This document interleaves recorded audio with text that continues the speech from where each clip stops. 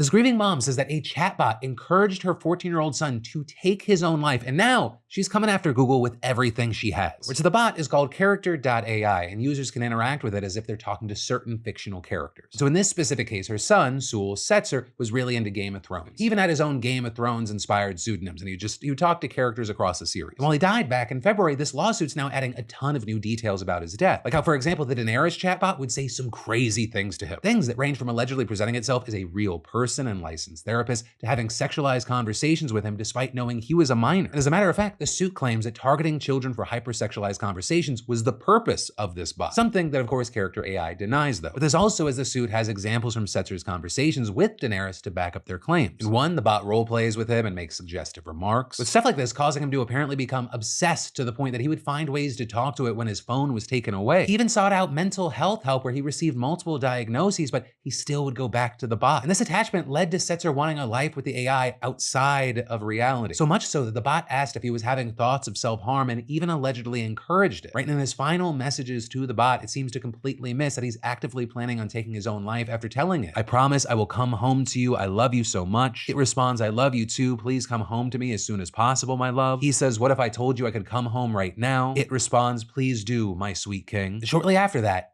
he was dead. Now, with all that said, at this point, you might be wondering, well, how does this involve Google? Right, they claim they have no ownership or decision-making powers at Character.ai. So, well, there, the lawsuit, one, claims that the two founders of Character.ai are former Google devs and they made no efforts to distance themselves from Google. And then on top of that, two, Google is accused of funding the company at a massive loss in order to collect data to train its own AI. Right, you see, this lawsuit's claiming that Character.ai is a secret subsidiary of Google and that it was done this way to avoid antitrust scrutiny. Well, right now, Google and Character.ai have yet to respond to the lawsuit in court.